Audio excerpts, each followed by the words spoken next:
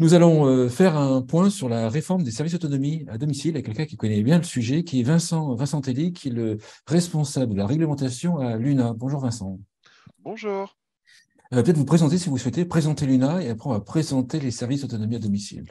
Alors, l'UNA est une des quatre fédérations de la branche de l'aide à domicile qui regroupe des services d'aide à domicile, de soins à domicile, des services polyvalents d'aide et de soins à domicile, euh, non lucratifs, avec aussi parmi les adhérents d'UNA une importante proportion de services gérés par des CCAS, centres communaux d'action sociale, donc qui relèvent de la fonction publique territoriale. C'est environ 15% de nos adhérents. On est à 650 structures sur toute la France, de taille variable, et qui interviennent auprès de publics, personnes âgées, personnes en situation de handicap, mais aussi familles fragilisées. Peut-être nombre de salariés, pour ceux qui ne connaissent pas, qu'on se rende compte du nombre de salariés. Alors, Personne la aidée. branche représente environ 60, pardon, UNA, et pas la branche, 75 000 salariés D'accord. sur toute la Et nombre de France. personnes aidées, nombre de... Alors là, j'avoue, je ne l'ai pas en D'accord. tête. Service Je peux le autonomie à retrouver. domicile. Peut-être Ouais. expliquer en deux, trois phrases ce dont il s'agit et après on va décomposer le Euh, pourquoi, le quand, le comment, etc. Alors actuellement à domicile, on a trois grandes catégories de services, des services d'aide et d'accompagnement à domicile qui sont autorisés à faire leur activité par les conseils départementaux et qui interviennent généralement au titre de prise en charge assez connue, qui sont l'allocation personnalisée à l'autonomie pour les personnes âgées en perte d'autonomie et la prestation de compensation du handicap pour les personnes en situation de handicap qui vivent à domicile. C'est aussi les services de soins infirmiers à domicile qui, sur prescription, accomplissent au domicile des soins, comme on l'indique, et qui sont autorisés quant à eux et financés par les ARS. Et enfin, les services polyvalents d'aide et de soins à domicile qui font les deux, c'est-à-dire et de l'aide et du soin, et qui sont à la fois autorisés par le conseil départemental et par l'ARS. Donc ça, c'est l'existant, on va dire, donc cette espèce de fragmentation avec des acronymes difficilement compréhensibles, surtout pour les personnes accompagnées et les familles qui, eux, et leurs familles qui ont des besoins réels, et une volonté de rester vivre chez eux malgré des pertes d'autonomie, des situations de dépendance, des difficultés qui apparaissent avec l'âge ou par des situations de handicap. Peut-être expliquer le nombre approximatif, le nombre de SAD, de SIAD, SPACAD. Explique peut-être. Alors, actuellement, en France, toute catégorie de SAT confondue, c'est-à-dire non lucratif comme les représentants UNA, publics et privés commerciaux, il y a environ 9000 SAD, il y a environ 2000, plus de 2000, 2300 SIAD, et il y a environ 300 SPACAD, services Voilà, polyvalents d'aide soins à domicile. On voilà. peut le voir, les services polyvalents sont la catégorie ultra minoritaire actuellement, et justement, la transition est trouvée.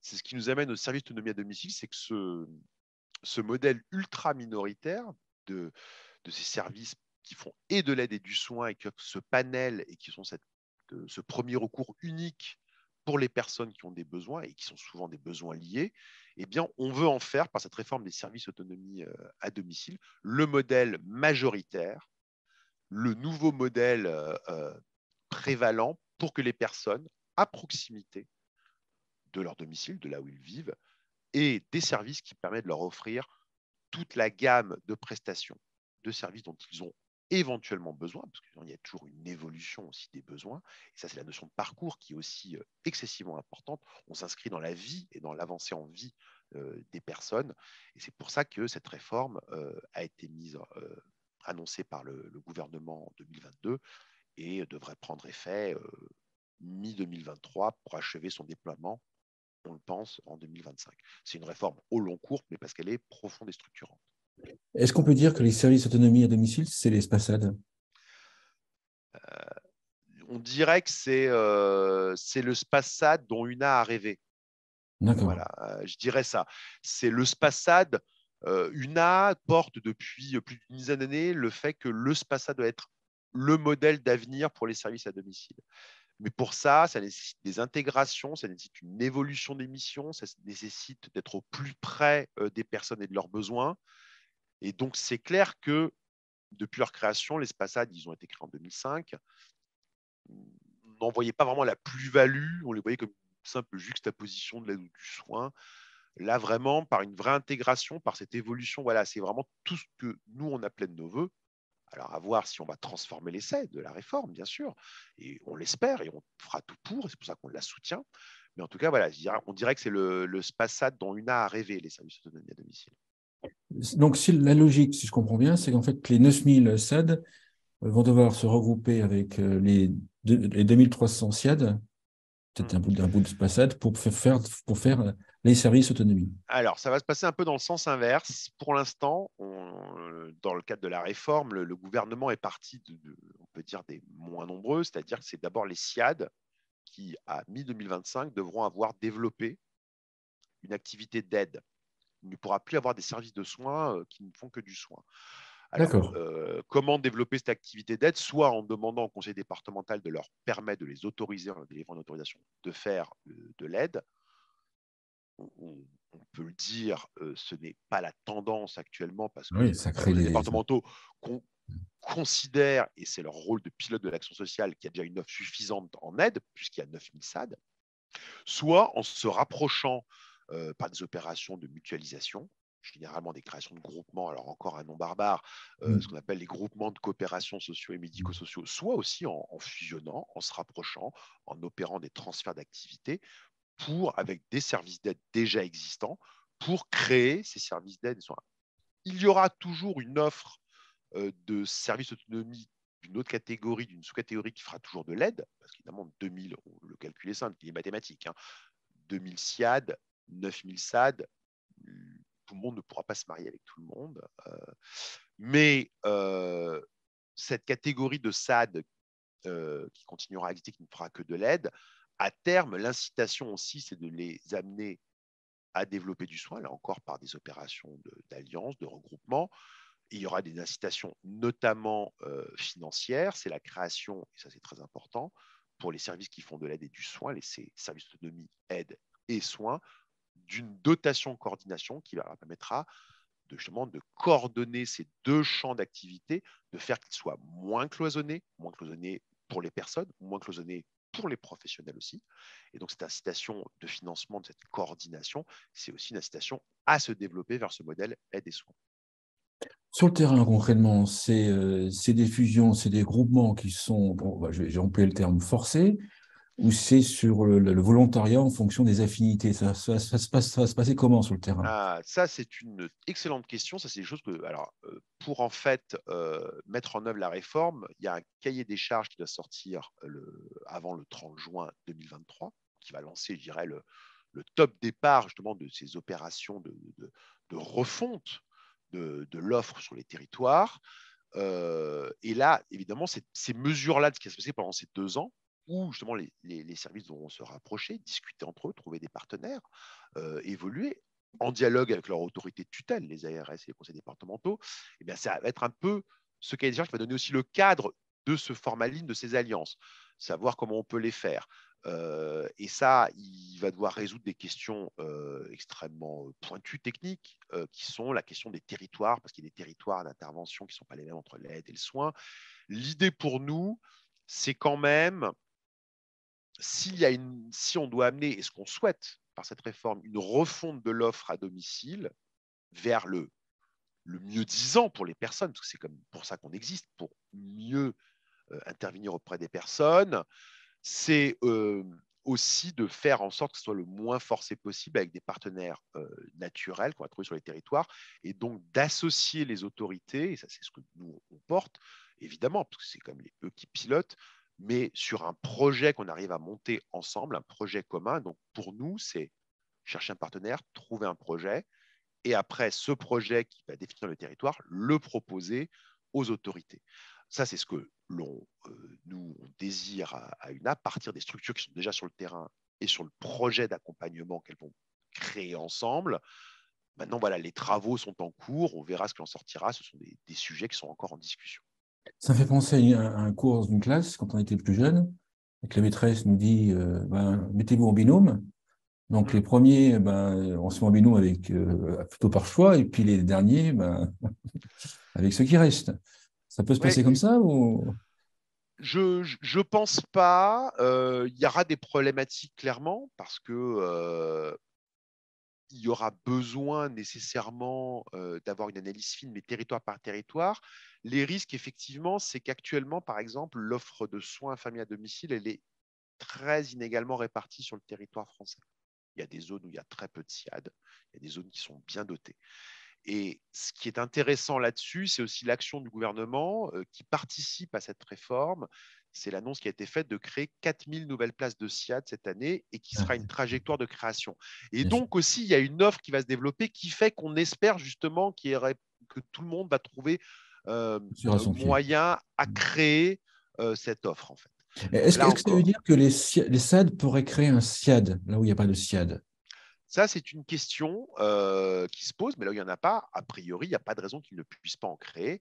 D'accord. Charge après à voir comment, sur une trajectoire qui va être pluriannuelle, hein, on sait qu'il y aura 4000 en 2023, mais sans doute y aura-t-il encore d'autres places créées en 2024 ou 2025. En tout cas, nous, on le souhaite, sachant que la Cour des comptes avait dit dans un rapport très récent qu'il fallait, à l'horizon 2030, créer 25 000 places de SIAD. On voit le retard qu'on a. Donc, comment vont être réparties ces places dans un premier temps? Est-ce qu'on va renforcer l'existant? Est-ce qu'on va permettre, on va plutôt créer là où ça n'existe pas? Et la deuxième année, qu'est-ce qu'on va faire? Quels vont être les axes? Ça, c'est des choses, effectivement, on est en attente de réponses sur ces éléments-là qui sont, je suis bien d'accord avec vous, des éléments stratégiques pour la réussite de la réforme des services d'autonomie à domicile.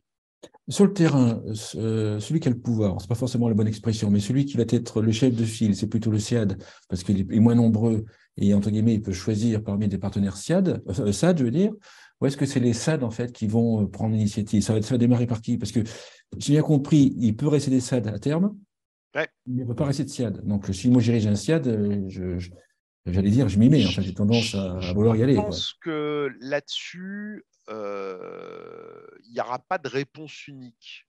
La structuration étant souvent historique, je prendrais la question à l'envers, c'est que depuis longtemps, les SIAD ont été sectorisés par les ARS et on peut le dire avec un gel de création des places de SIAD depuis de nombreuses années. Gel qui est débloqué par ces créations qui ont été annoncées. La question qui va être fondamentale pour savoir qui choisit qui, c'est d'abord l'envie d'y aller. Mm.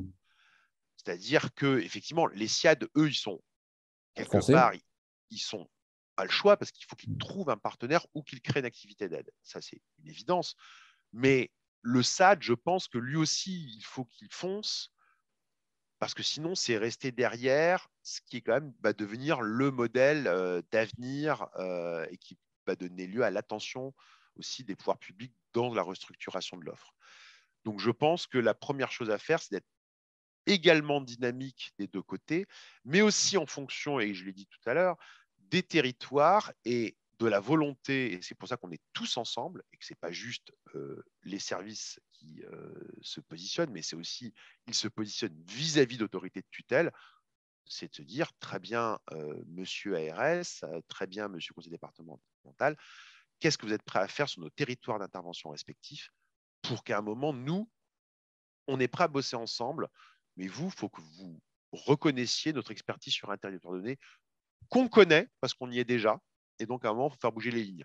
Si on reste sur des sectorisations, je dirais, historiques, par exemple sur les SIAD, je pense que là, on va arriver sur des situations de blocage qui vont en plus prédéterminer des partenaires pas nécessairement choisis. Et je pense qu'on n'irait pas dans le bon sens. Alors, j'ai plein de questions qui viennent. Je dirige un réseau privé de SAD. Oui. Euh, je vais faire quoi? Je vais passer des accords nationaux ou chaque franchisé va passer un accord local. Alors Je n'avais là, pas imaginé. c'est beaucoup plus simple. Là, la réponse, elle est claire, elle est, je dirais, comme avant. C'est-à-dire qu'il y a une règle de du Code de la sociale des familles, et qui me semble être une bonne règle, qui est de dire on n'autorise pas une tête de réseau, on n'autorise pas une holding, on autorise celui qui concrètement fait sur le terrain. Parce que l'autorisation, elle implique généralement de respecter un cahier des charges, de respecter des conduités de service. Donc, c'est celui qui fait sur le terrain, Donc, concrètement. franchisé. Donc, c'est le franchise dans ce cas-là. Voilà. C'est celui qui fait sur le terrain qui est autorisé. Et c'est pour ça qu'à un moment, nous, on n'est, par exemple, pas du tout favorable pour que, à titre pérenne, comme modèle pérenne, on soit sur des services d'aide qui conventionnent uniquement avec des services de soins pour créer des services aide-soins. Il faut que ce soit quelque chose de plus intégrant. Sinon, on va rester sur une réforme à minima avec une vague convention qui dira comment on travaille ensemble, avec chacun avec ses salariés, chacun avec son territoire d'intervention, chacun avec ses pratiques. Pour nous, si ça doit réussir, l'intégration, elle doit être puissante, elle doit être vécue pour bénéficier aux personnes, mais aussi et surtout aux professionnels. Si ça ne se passe pas par un partage de pratiques, par un décloisonnement entre l'aide et le soin, on va toujours avoir un côté soin qui va vivre sa vie en disant « Ouh là là, le soin, ce n'est pas la même chose que l'aide, on ne fait pas le même métier » et je pense qu'on ne sera pas sur une plus-value positive pour les personnes. Donc, à la fin, plus tard, on va poser des questions sur comment l'UNA s'y prend. Mais alors, j'ai plein de questions. Toujours pareil, en fait, on imagine qu'en fait, si c'est les franchisés privés, en fait, au niveau Oui, local, qui font le regroupement, ça peut fragiliser les réseaux, parce que certains privés peuvent arrêter la franchise pour aller fusionner avec un autre groupement derrière. Ça peut changer complètement le secteur, en fait. oui. Oui, alors je vais développer. C'est clairement, nous sommes sur une réforme. Alors, soit la réforme, on se dit, oh là là, très bien, une réforme, une certaine autonomie, mais il ne faut pas que ça modifie nos réseaux. Bon, bah à ce moment-là, on sait comment ça va finir. Ça va se finir par donnez-nous quelques piécettes, dotation de coordination par-ci par-là. Faites-nous changer de nom, appelez-nous service autonomie à domicile plutôt que SIAD, SPASAD, bon, très bien. Et puis c'est bon, et puis on aura fait une réforme à peu de frais. Avec des accords, avec des simples accords. Voilà, comme on en a vécu depuis des années. D'accord. Et finalement, on se revoit dans 5 ans pour dire mais qu'est-ce qu'on fait pour réformer l'aide à domicile? Ça ne marche pas. Soit on se dit ok, on fait quelque chose de profond, profond pour les services, profond pour les autorités de tutelle, ARSD, donc il va falloir aussi, pour être un petit peu prosaïque, que eux aussi mouillent la chemise et qui se remettent en question, qui remettent aussi leur politique d'action sociale en question.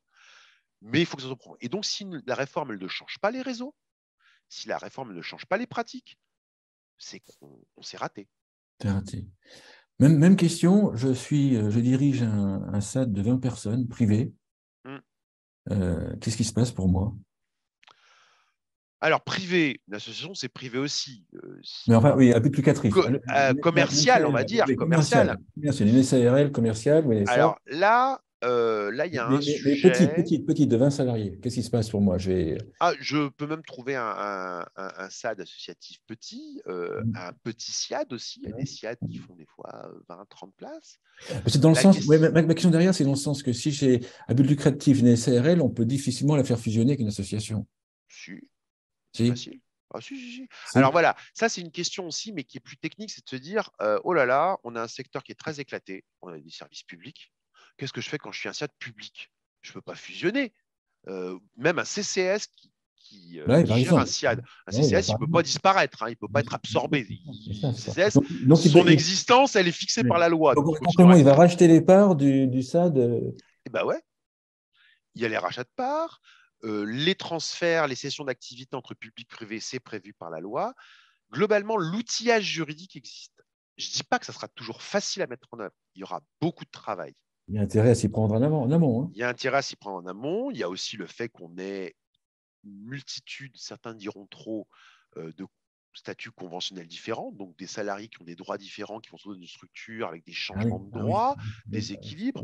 Et il est clair pour nous que si ça, ce sont des sujets qui ne sont pas réglés en amont, et parce que si on n'embarque pas les équipes dans le projet, ça ne marchera pas, parce que la première richesse d'un service, c'est ses équipes, c'est ses professionnels. Donc, à un moment, il faut qu'eux aussi croient à ce projet. Ça, c'est évident. Donc là-dessus, évidemment, ce sont des enjeux, des paramètres à prendre en compte qui rendront les opérations sur les territoires plus ou moins difficiles. mais jamais impossible. C'est une question de travail, c'est une question de volonté et surtout, c'est une question d'investissement des pouvoirs publics. C'est clair, au vu des difficultés qu'il y aura à certaines opérations sur les territoires, s'il n'y a pas un accompagnement de tous les étages des pouvoirs publics, quand je dis tous les étages, c'est en premier lieu la CNSA qui est pilote de la nouvelle branche autonomie, bah, à un moment, il faut qu'elle accompagne cette réforme, qu'elle accompagne les acteurs, qu'elle les outille, qu'elle investisse dans ces acteurs. On parle du Ségur investissement, c'est pour les EHPAD, mais il y a peut-être besoin d'un Ségur investissement pour les SAD, en tout cas d'investir dans ces services pour leur permettre de passer la rampe, de s'investir et surtout de se dire, voilà, si nous on veut, on nous donne les moyens de réussir. Et je pense qu'il y a beaucoup de services qui voudront. Et en tout cas, nous, on fera en sorte au sein du réseau UNA que nos services veulent y aller. Les SAD dépendent des départements, ou dépendent entre guillemets, hein, je ne sais pas Ouais. si c'est le bon terme, les SIAD des ARS. Au final, qui va diriger, les ARS ou les départements? Ah, moi, je dirais qu'il faudrait un équilibre harmonieux. Bon, certains nous Est-ce que c'est la santé, est-ce que c'est le social? C'est ça, je sais pas, qui dirige dans les EHPAD, qui sont déjà la double gouvernance. Moi, je pense que le problème, en termes de gouvernance, il n'est pas tant de savoir une tête, deux têtes, la bonne tête ou la mauvaise tête.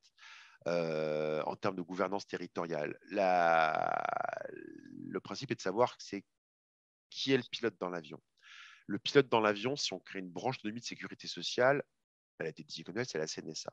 À la CNSA de donner les principes de la déclinaison de la politique publique sur le terrain, laissant les marges de manœuvre à chaque acteur pour tenir compte d'eux, et après de dire, moi, je dois m'assurer, non pas de, pour parler encore de façon un peu triviale, de vous fliquer, ce n'est pas le but.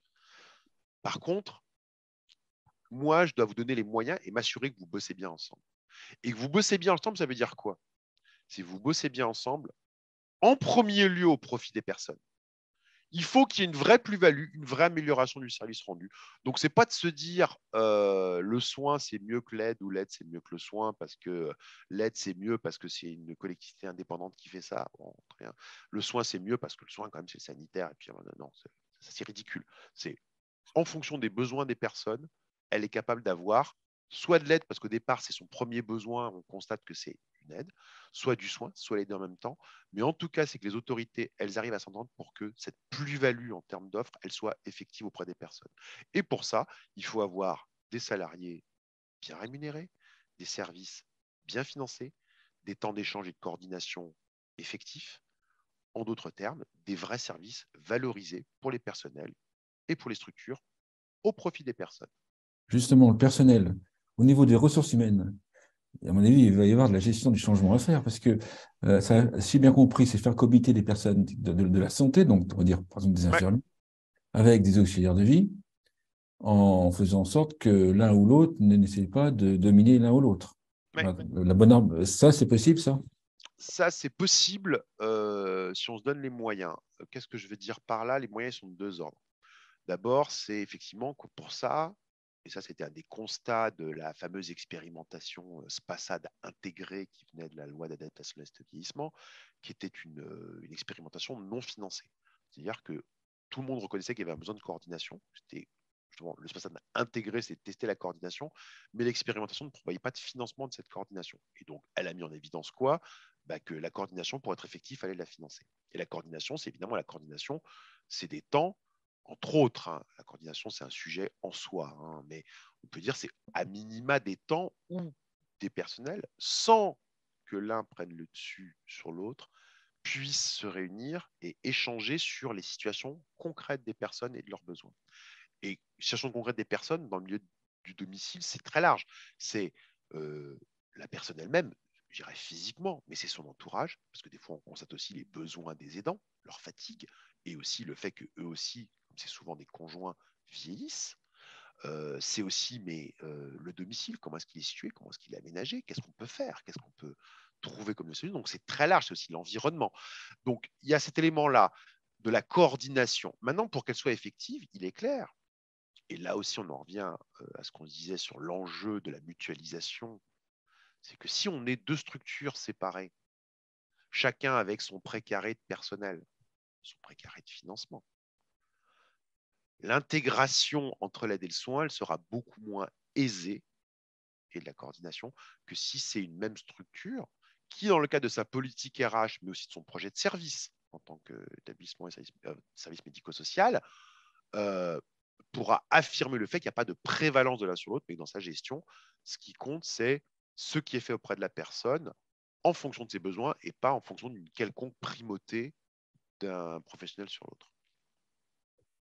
À l'UNA, donc, en fait, c'est une fédération d'associations indépendantes.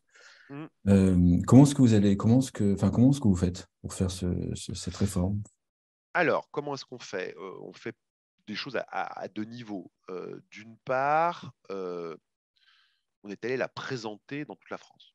C'est-à-dire qu'on est allé dans chaque région, à l'échelle des régions, rencontrer nos adhérents pour leur présenter cette réforme, ces enjeux, recueillir leurs observations, leurs inquiétudes aussi. Leurs inquiétudes, c'est de dire, la première, c'est de dire, c'est un beau projet si ça se fait. Franchement, on n'a pas eu de remontée, d'opposition négative, y compris alors des inquiétudes, bien sûr, hein, des questions nombreuses, mais en tout cas, pas de dire non, non, ça c'est pourri, c'est pas une bonne idée, choses comme ça. Y compris d'ailleurs de SIAD monoactivité, hein, je précise, qui sont pourtant en première ligne de la réforme hein, et de la transformation. Mais la première marque, c'était de dire si on ne résout pas les problèmes d'attractivité, parce que là, on n'arrive pas à trouver de personnel, cette montée en charge, cette montée en compétences, cette montée en puissance des services d'autonomie à domicile, on ne la réussira pas parce qu'on n'aura pas les gens disponibles pour la mettre en œuvre. Ça, c'est la première chose. Mais en tout cas, on a informé tout notre réseau sur le contenu de cette réforme. Ensuite, c'est évidemment la participation au groupe de travail piloté par la DGCS, et je tiens à le dire, parce qu'on parle toujours des trains qui n'arrivent pas à l'heure, piloté de manière exemplaire par la DGCS en matière de méthodologie. On se réunit tous les 15 jours, on discute, il n'y a aucun sujet tabou, il y a des contributions, on prend les choses ligne par ligne, ça prend du temps, beaucoup de temps, c'est beaucoup de travail, mais c'est des travails qui porteront leurs fruits. J'en suis convaincu. Et il faut signaler quand le travail est bien fait par l'administration, on ne le fait pas assez. Et là, je tenais à le dire, à leur tirer mon chapeau, c'est exemplaire. Et ensuite, c'est effectivement, une fois qu'on aura le cadrage à peu près stabilisé, c'est-à-dire on peut imaginer le décret devant apparaître le 30 juin, je pense qu'on aura une idée assez précise de son contenu à partir avril-mai, parce qu'après, on sait qu'il y a tout un circuit de consultation obligatoire qui va prendre un mois et demi. C'est outiller le réseau, le préparer aussi à sensibiliser leurs autorités publiques, mais aussi nous, UNA, en tant que membre du conseil de la CNSA, c'est aller auprès de notre partenaire privilégié qui est la CNSA pour dire, voilà, maintenant, on a le cadre, la partie droit, c'est fait, à nous de jouer ensemble en tant que partenaire pour la partie opérationnelle. Comment est-ce que vous allez nous accompagner pour que cette réforme réussisse, elle se décline sur le terrain, nous accompagner, nous outiller. Là-dessus, on a le sentiment que les pouvoirs publics y croient aussi et veulent aller à fond, veulent faire de ça une vraie réforme, c'est-à-dire qu'on sait qu'il y a des outillages qui sont en cours de préparation à l'ANAP sur les formes de mutualisation. La CNSA s'oriente là-dessus, a bien conscience que ça va toucher d'autres chantiers qu'elle gère, ça va toucher notamment les systèmes d'information aussi, parce qu'il va falloir les adapter, les mettre en cohérence. Donc c'est colossal, les systèmes d'information des structures, mais aussi des conseils départementaux, des ARS. Donc ça, c'est énorme. Et donc, on a bien le sentiment que là-dessus, de ce point de vue-là, on a vraiment une envie d'y aller, une participation et un volontarisme de la CNSA et de toutes les autres administrations qui gravitent autour de l'autonomie. Sachant qu'on devine, on fera notre part auprès de notre réseau. Sachant qu'on devine que j'imagine que vos adhérents, les SAD, sont plus importants, plus de salariés que le SIAD du coin dans la même ville, j'imagine. Alors, parce que vous avez des UNA qui sont très grosses. Alors voilà, ça dépend. Alors après, les UNA qui sont très grosses, souvent, ce n'est pas toujours le cas, mais ils sont souvent déjà SPASAD, ont souvent déjà un service de soins. D'accord. Ce n'est pas systématique, mais c'est souvent le cas. Donc là, ça va aider. C'est des services qui sont déjà positionnés en tant que service d'autonomie à domicile. Eux, ils auront de se mettre en ordre de bataille par rapport aux nouvelles exigences d'un nouveau cahier des charges à venir. qui va faire monter encore les services en compétences, on l'espère, et aussi en termes de mission, qui, dans un virage domiciliaire, c'est aussi assumer le fait d'accompagner, de faire des soins auprès de personnes de plus en plus dépendantes qui vont rester de plus en plus longtemps à domicile, mais aussi de développer tout l'axe de la prévention, dont on sait que c'est excessivement important, et on l'a vu pendant la période Covid notamment. Mais aussi, on a aussi des salles très importants qui, eux, vont devoir trouver des partenaires. Mais l'idée, et ça, c'est quelque chose qu'on porte avec force, si on a une mutualisation entre deux services, allant jusqu'à la fusion, pour nous, l'important, c'est quand même bien signaler, il n'y a pas un gagnant et un perdant. En tout cas, ce n'est pas comme ça qu'il faut voir les choses. Ce n'est pas le gros qui mange le petit. Ça, c'est... j'accompagne des structures du réseau sur les mutualisations depuis 2009. Un certain temps, pour ne pas dire un temps certain. Les opérations de regroupement réussies, c'est quand le résultat est peu importe la taille, est un mélange harmonieux, en tout cas, il faut que ce soit l'objectif, entre les deux structures, les deux pratiques, les deux cultures, qui n'est pas quelqu'un qui apparaisse comme un perdant, c'est-à-dire dans le milieu associatif notamment, c'est aussi l'intégration de toute la gouvernance de l'ancienne structure, qu'elle trouve sa place, des salariés qui trouvent leur place, peu importe qu'ils soient moins nombreux, ce n'est pas le sujet. Vraiment, il faut arriver à un enrichissement par des apports mutuels. Ça, si on part sur le principe, moi je suis plus gros, je vais te manger, ça c'est clair que c'est la meilleure solution pour l'échec. Et ce n'est pas une question de droit, c'est une question opérationnelle. Les adhérents, peut-être une question un peu plus directe, qui sont déjà SPASAD, en fait, Oui. est-ce que ces adhérents ont intérêt à trouver d'autres partenaires, à intégrer d'autres partenaires, puisqu'en fait, vous êtes déjà service autonomie, à la limite? Ça, c'est une question, moi je pense, qui est... il y a, justement, ça, je pense que c'est une très bonne question dans le sens où il n'y a pas de réponse.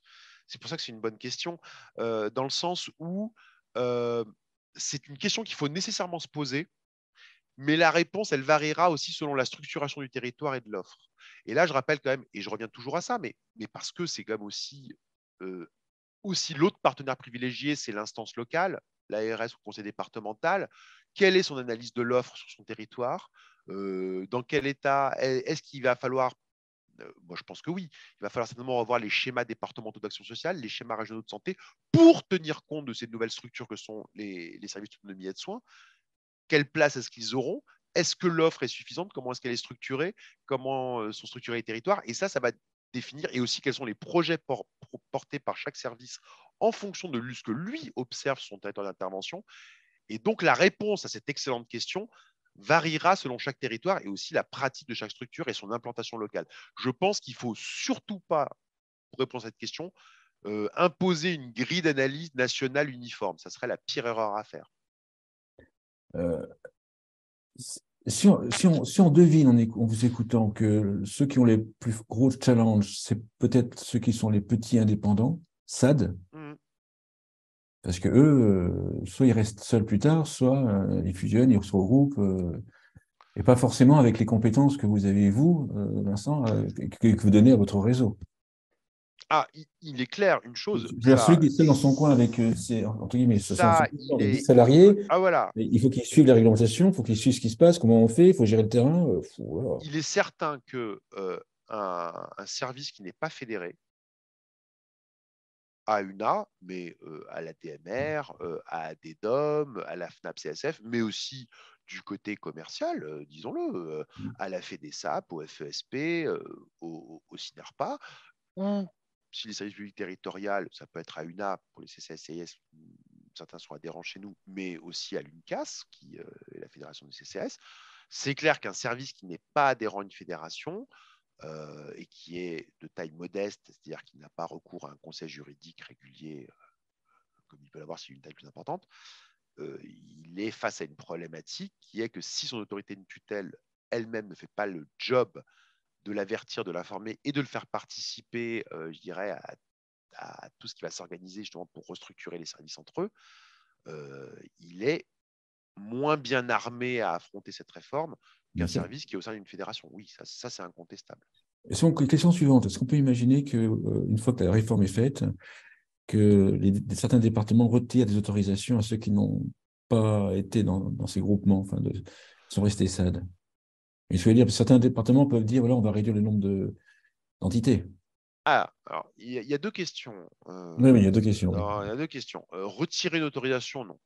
Non. Parce qu'en Non, fait, parce que l'autorisation, c'est combien je veux dire, il y a une durée, ça dure 15 ans 15 ans. et Mais les, après, et on les, peut ne pas forcément la renouveler, c'est ça, et les, j'imagine. ouais, mais les conditions de non-renouvellement ne sont pas liées, une fois que ça a été attribué, ne sont pas liées à une réforme comme ça, sont liées au résultat d'un autre enjeu, qui est D'accord. un autre chantier dont D'accord. on aurait pu parler aussi, qui sont le résultat des évaluations. D'accord. Donc, normalement, non, sauf si on a un service qui est un service de malandrin, quoi. Je veux dire, bon, Bien sûr. ça, c'est un autre sujet C'est autre encore. chose, c'est notre. Voilà, c'est encore un autre sujet. Pas inintéressant, mais un autre sujet. Euh, Par contre, est-ce qu'il y a une volonté euh, tant des ARS, je dirais des ARS à un moindre degré, parce que là, l'offre est insuffisante, on est plutôt sur une augmentation de l'offre, ou en tout cas Oui, une bien sûr. restructuration. Mais, ou alors un point de vue des départements de se dire, moi, voilà, il y a 9000 SAD, ça veut dire en moyenne 90 SAD par département ou 100 SAD par département. Est-ce que, en termes de réponse aux besoins des personnes de la population, ce nombre se justifie toujours? Parce que lui, ça lui demande aussi de surveiller, parce qu'on parle beaucoup de contrôle en ce moment suite à certaines affaires, mais les contrôles, elles concernent tous les établissements et services sociaux et médico-sociaux, pas juste les EHPAD. Hein. Se dire comment est-ce que j'arrive à suivre tous ces services? Est-ce qu'en termes de réponse aux besoins de la population, ça se justifie toujours? Et est-ce qu'il n'y a pas un sens à restructurer l'offre et le nombre de services sur le territoire? C'est une question que, je pense, un département peut légitimement se poser. Quels sont les moyens qu'il utilisera? Nous, on déconseille très fortement, évidemment, d'utiliser la force. Ça semblerait malvenu. La question, elle est aussi de se dire, moi, j'ai un service qui a développé une activité associative ou autre, d'ailleurs, un peu importe, mais principalement sur l'action auprès d'actifs, par exemple, ou la garde d'enfants à domicile, qui sont quand même une activité à forte plus-value sociale aussi, la garde d'enfants à domicile d'ailleurs, mais qui relève du champ des services à la personne, qui n'est pas du champ médico-social, et qui a une activité très marginale à pas PCH. On a déjà vu des services qui ont 3000, 4000, 5000 heures par an, avec une activité peut-être de 100 000 heures de service à la personne à côté, très importante, mais quand même, pour cette activité très marginale de 5 000 heures par an d'APA de PCH, qui ont quand même une autorisation qui doit être contrôlée, choses comme ça, la question se pose de se dire, bon, comment est-ce que cette offre peut être organisée de façon peut-être plus optimale plutôt que cet émiettement, sachant qu'en plus, ce n'est pas le cœur de métier de cet opérateur, qui lui-même supporte, pour une activité qui reste très marginale, des contrôles administratifs, une évaluation, faire une évaluation tous les 5 ans par une structure cofraquée qui est quand même assez coûteuse pour une activité qui reste relativement à son chiffre d'affaires extrêmement marginal, c'est aussi une question en termes de modèle économique qui peut se poser. Donc c'est plutôt dans ce cadre-là, dans la négociation et dans l'appréciation de chaque acteur, que la question se pose, je pense, selon moi. C'est pas, là encore, se dire il y en a trop, je sabre. Quoi. Je pense que ça, c'est prendre le problème par le mauvais bout. Une question, je pense que ce sera les dernières questions avant la conclusion, sinon on peut s'arrêter avec moi. Très largement. Euh, le, si j'ai une agence qui fait à la fois de l'aide à domicile, Mmh. mais à la fois du service à la personne, Oui, jardinage, etc., qu'est-ce qui se passe pour moi là? bois rien. Comme, C'est- enfin, mais Mais, rien. mais en fait, si j'ai bien compris, il y a une partie autonomie qui va être plutôt reliée qui va devoir, on va travailler avec un SAD, avec un SAD, enfin qui devrait avec un SIAD. Mmh. Mais qu'est-ce qui va rester de ma structure avec côté jardinage, bricolage? Ah, mais après, c'est déjà le cas. Enfin, nous, on sait que dans le réseau UNA, notamment, il y a des structures qui ont des fois développé une activité de service à la personne pure, de jardinage, d'intervention auprès d'actifs, parfois dans des proportions non négligeables par rapport à leur chiffre d'affaires et à leur modèle économique, et aussi au nombre d'intervenants employés, ou de l'activité de garde d'enfants à domicile, qui est aussi une activité de service à la personne. Euh, Rien, c'est un problème de sectorisation d'activité, Oui, mais mais on ça veut peut dire, mais même. ça veut dire qu'en fait, les services autonomie, à terme, vont également pouvoir faire du bricolage, jardinage? Ah, La non, marge? non, ça restera du service à la personne. Simplement, je serai multi-activité. J'aurai une partie de mon activité qui sera orientée vers du service D'accord. à la personne et Ok. une autre activité. De même qu'on a, nous, on a des services qui gèrent des accueils de jour, des EHPAD, donc ils sont Ouais, multi-activités. un service autonomie n'est pas forcément une structure. Ça peut être une partie d'une structure. C'est un service d'autonomie, comme toutes les activités autorisées, c'est une activité C'est une activité, d'accord, ça marche. Ok. que je peux exercer à côté d'autres J'avais pas activités compris, qui ne d'accord. relèvent pas nécessairement du champ de l'autonomie. Super. Une conclusion à l'émission? Une conclusion, je pense que on a été beaucoup de fédérations à réclamer une loi autonomie que nous n'avons pas eue, que nous réclamons toujours. Mais d'un autre côté, je pense que nous tous, fédérations, on engage aussi notre crédibilité quand on a une réforme, et dans le même temps on réclame justement une loi qui réforme, de ne pas accepter qu'elle change notre fonctionnement, nos habitudes, enfin, et en tout cas ceux de nos adhérents. À un moment, c'est ça l'enjeu pour nous en termes d'interlocuteurs des pouvoirs publics. Donc, on a devant nous une réforme importante, en tout cas qui peut potentiellement être importante. On doit tous nous jouer notre rôle, c'est-à-dire pour faire en sorte et pousser que ça soit une vraie réforme importante et structurante. On a tous, devant la population française, devant les pouvoirs publics, et les pouvoirs publics avec nous, on a tous une obligation de résultat. Super. Merci Vincent. Vincent Vincenti, je rappelle que vous êtes responsable de la réglementation à l'UNA. Merci beaucoup. Merci.